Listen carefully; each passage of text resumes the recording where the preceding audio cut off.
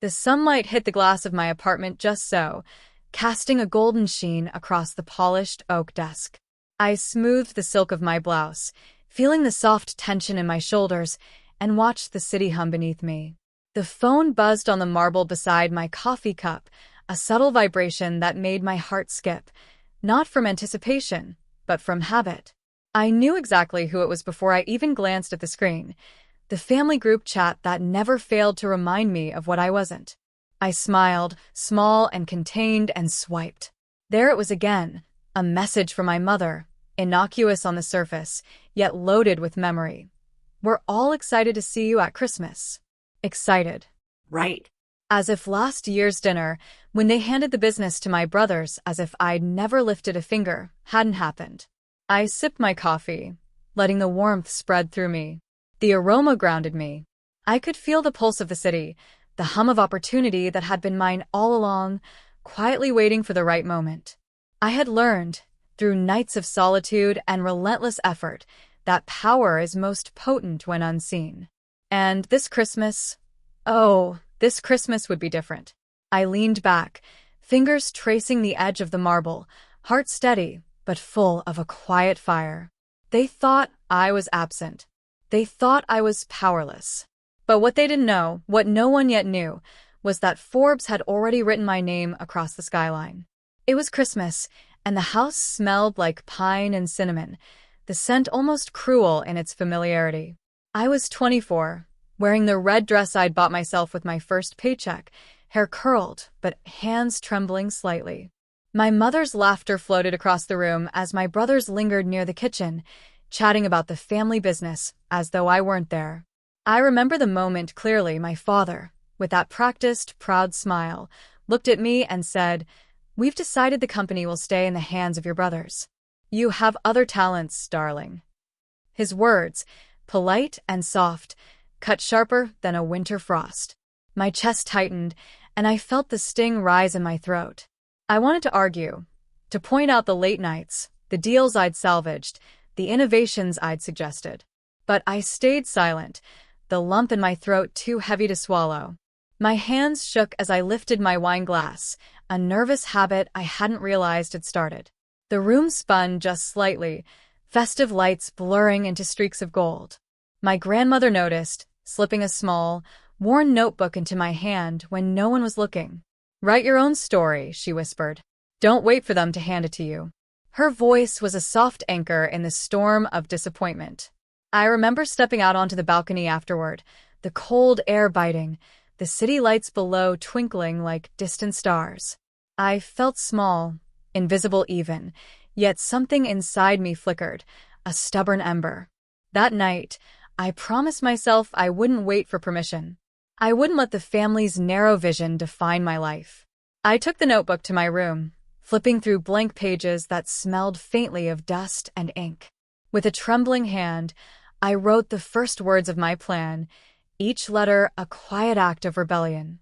That Christmas, while the house celebrated my supposed absence from the business, I planted the seeds of a future no one could take away.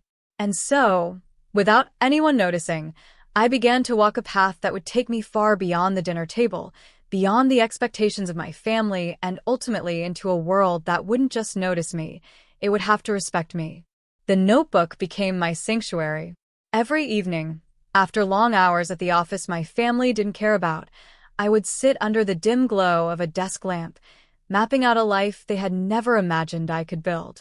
I learned quickly that talent alone wasn't enough.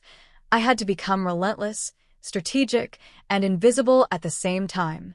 It started small, a boutique consulting project, a fledgling idea for a tech startup no one believed in.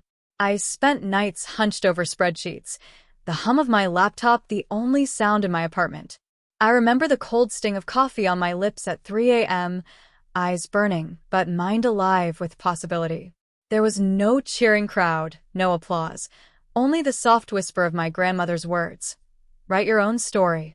They became a mantra, a lifeline when the loneliness pressed in.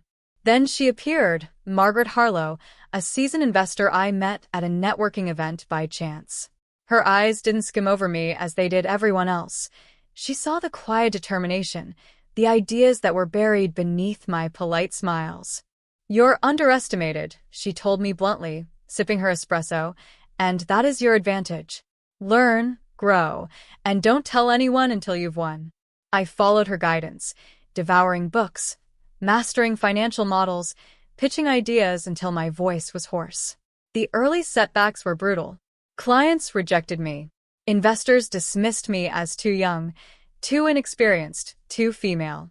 But every no only sharpened my focus. I celebrated small victories in solitude.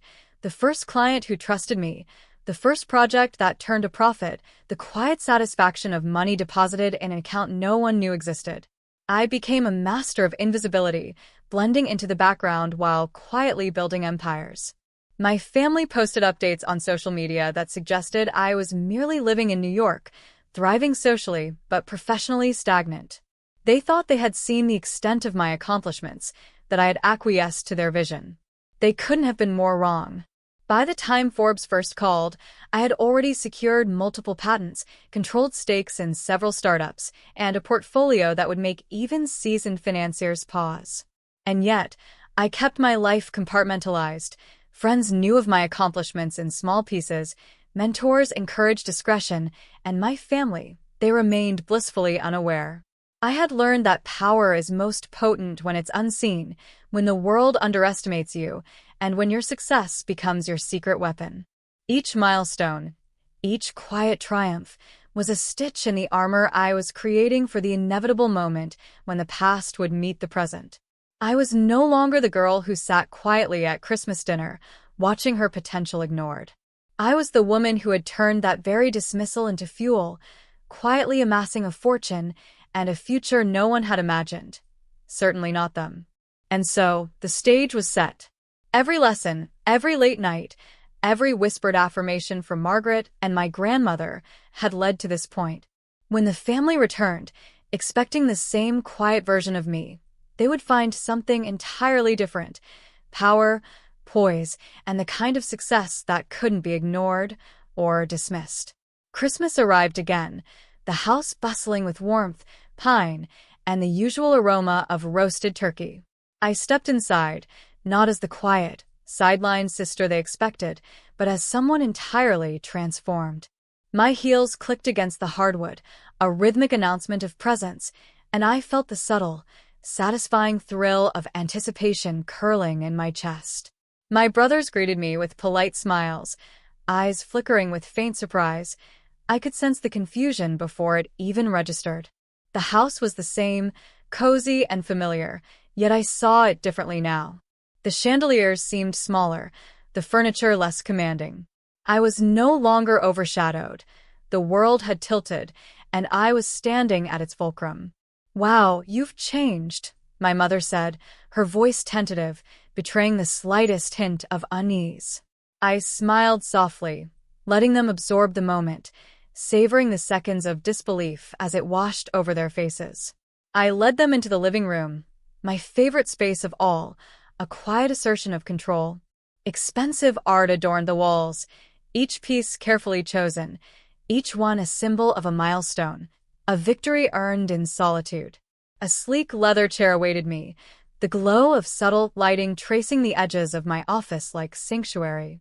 My laptop rested open on a side table, discreetly displaying charts and projections, while a small, framed photo of my grandmother sat in the corner, her gift and advice a silent witness to this moment. I poured myself a glass of wine, the motion calm, deliberate. The family exchanged awkward glances, their conversation faltering. Finally, I spoke, letting the words float in the charged air. "Do you remember last Christmas?" My voice was soft but firm, carrying the weight of every ignored suggestion, every dismissed idea. When the company was handed to my brothers, and I wasn't even considered, they nodded, unsure, sensing the gravity in my tone. "Well," I continued, letting my gaze sweep across the room, "Forbes didn't overlook me. I'm the controlling partner in 3 companies, the founder of a tech venture valued at over $1 billion, and as of last month," I paused, letting it linger, letting them absorb the shock. "I'm worth $3.8 billion. The silence that followed was electric. My mother's hand trembled slightly as she reached for the mantle. My father's jaw tightened. My brothers exchanged incredulous stares, their carefully cultivated confidence crumbling under the weight of reality. They wanted questions, explanations, excuses. I offered none. Only the truth of my journey, told not in defense, but as a testament to resilience. Each detail I shared, the nights of relentless work, the mentors who believed in me, the deals signed in secrecy, was another mirror held up to their astonishment. The disbelief slowly morphed into something more complex: shame, awe, and an almost tangible recognition that the sister they had dismissed had not only survived, but had thrived spectacularly. And in that moment, I realized the power of invisibility, the satisfaction of being underestimated, and the exquisite timing of revelation. They had expected the same version of me they'd always known. Instead, they found a force that could no longer be contained, ignored, or diminished. I raised my glass slightly, letting it catch the twinkle of the Christmas lights. "Merry Christmas," I said, and in my voice was the quiet triumph of every struggle that had led me here. The room was thick with unspoken tension, their eyes flicking between disbelief and the uncomfortable weight of accountability. I let the silence linger, sipping my wine, letting each of them feel the full measure of what had changed. I had the power now, not just the financial kind, but the authority to define the terms of our future interactions. "I'm not here to punish anyone," I began, voice steady measured. "I'm here to reset the rules. Things will be different, and that difference starts with honesty, effort, and growth." My brothers shifted, uneasy, and I fixed them with a gaze that brooked no evasion. "First, the company. You've both been handed opportunities one could have claimed, yet I see potential in you if you're willing to meet my conditions. You must learn to lead with integrity, not entitlement. Mistakes will happen, but excuses will not be tolerated. You'll report transparently, take accountability, and invest in your education. No shortcuts. No arrogance. Growth is earned, not inherited." My mother's shoulders slumped slightly, the first sign of genuine introspection. "As for you, Mom," I continued, softer now but no less firm, "you've spent decades shaping the family in ways that stifled me. That stops here. Support is valuable, but so is respect. You must step back from controlling decisions that aren't yours and allow your children to stand on their own." I glanced at my father. "And Dad, you taught me resilience without knowing it. But resilience is pointless without trust. You will recognize achievements, even when they aren't yours to claim, and you will respect the boundaries we set." Each condition carried weight, a combination of accountability and opportunity.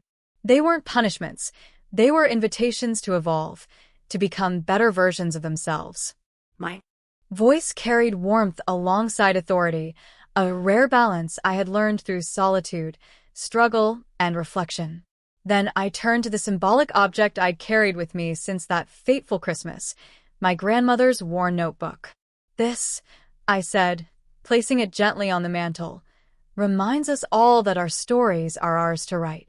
I have written mine, in full, without waiting for approval or permission.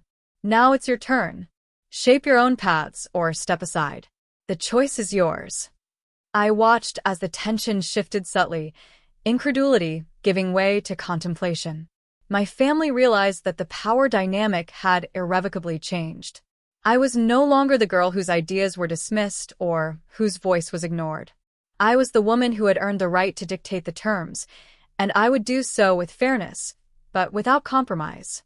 By the end of the evening, there were no arguments, only quiet acknowledgement. The conditions had been heard, their seriousness clear. They weren't just rules. They were a blueprint for transformation, for repairing old wounds, for building relationships that could survive respect and accountability rather than entitlement and dismissal. And in that room, amidst the flickering Christmas lights and the subtle hum of the city beyond, I finally felt the balance shift fully into my hands. Weeks passed, and the house began to feel different, not because I had changed it, but because they had started to change themselves. My brothers enrolled in leadership courses, hesitated less before seeking advice, and slowly, tentatively, began to act with integrity rather than entitlement. My mother started listening more than directing, her voice softer when she spoke, and my father learned to acknowledge rather than overshadow. I watched from my apartment, high above the city, sunlight spilling across my desk, the same way I had watched the skyline transform countless nights ago. Each small step they took toward growth felt like a subtle echo of the journey I had endured, proof that accountability and clarity could coax even old habits into something new. I kept my grandmother's notebook on the shelf beside me, its edges frayed, the pages worn from years of quiet planning and reflection. Sometimes I traced the words she had written, the ones that had first sparked the rebellion in me. Write your own story. It was more than advice. It was a compass, a reminder that strength isn't born from inheritance or recognition, but from perseverance, vision, and the courage to act even when unseen.